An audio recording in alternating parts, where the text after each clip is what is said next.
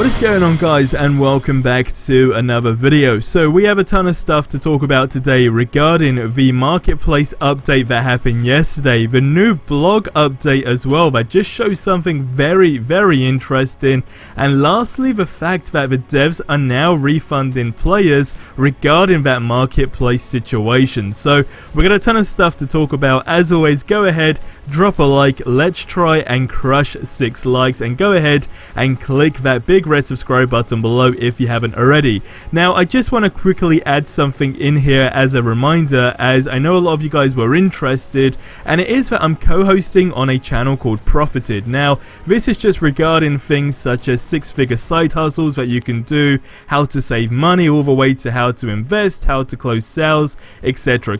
So if that stuff does interest you, we should have our first video on that channel today, so visit the link in the description below, go ahead and subscribe as well. That would be very cool. But again, just a quick reminder to you guys. Now diving into this video, I'm pretty sure it's a good idea to start off regarding the marketplace update. Now this is what pushed me over the edge to purchase something with the credits that were gifted to us, and you guys, or majority of you, should know anyway that I was trying to save these credits for, of course, the DLC, right? But that being said, when they revealed in the marketplace the 4 suit, which of course was the unworthy suit, as a majority of you guys know, that suit was then removed. But before I was aware of the issue, I went ahead and purchased it, which was essentially not the right thing to do. So it just simply didn't show a preview of the suit, and even if you purchase the suit,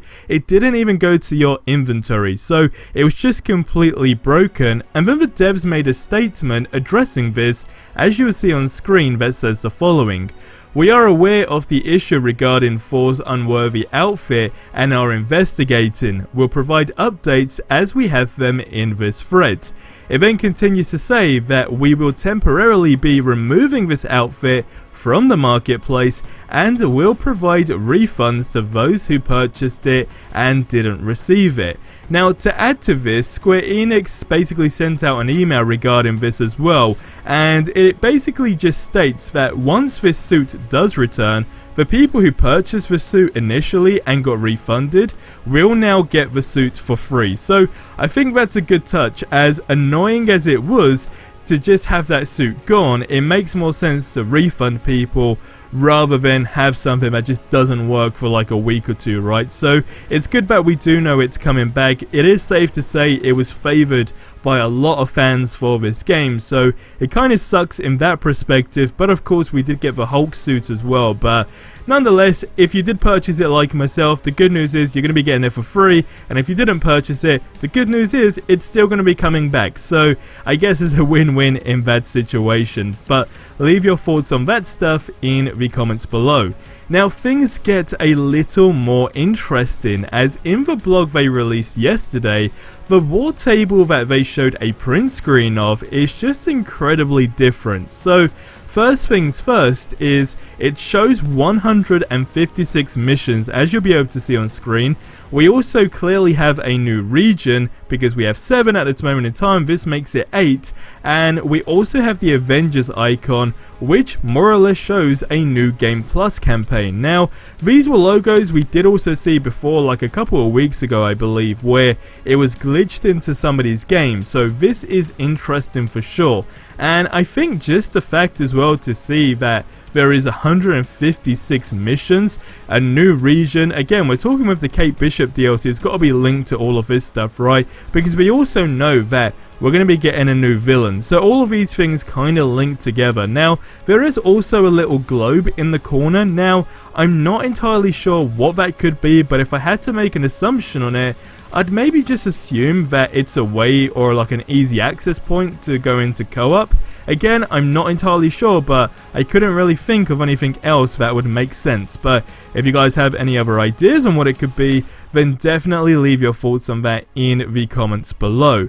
Now, what it also says in this blog has also started to annoy a whole lot of people, because what they're now saying is, in a nutshell, are these devs just laughing at us in in general, right? The situation that we are experiencing with the lack of content.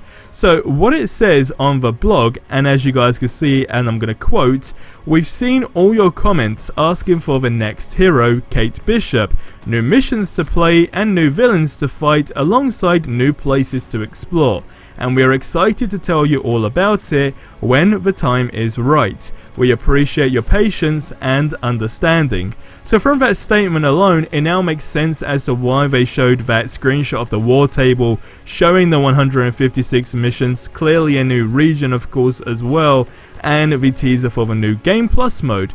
But this is what's bugging everyone here, because it's almost that nothing new is being said. So majority of people's argument now is there any point even talking about what's coming until we have an actual date for it, as it has been teasers upon teasers that just no longer feel fun. Now, whilst I agree with all of this, it's still in my mind that the condition these guys are working in as we speak is not how it's meant to be, right? So if they were in the studio, I'm sure it'd be completely different, but I think just with the underlying conditions that they're under right now, it almost just gives a pass for the situation in terms of lack of content for the game. But if that said, that said as a whole, right, I would overall agree that it's probably best they don't tease anymore like this until we have a date, as from a consumer point of view, it does feel like it's a never-ending loop. Now, if you watched the last video as well, we all came to the agreement that right now we all want to play the game, but it does just feel extremely repetitive to a degree, right? But that being said, even if you really want to play the game, it's just lacking content. So even if you don't like the game or you absolutely love the game, it's just that one bit of, I guess, thing that's missing from the game, right? You can say that's what's crucial and that's what's changing a lot of things up. But nonetheless, from the war table they showed on that blog, again reflected on the 156 missions, it does just go to show like, hey, we got a ton of content planned for you.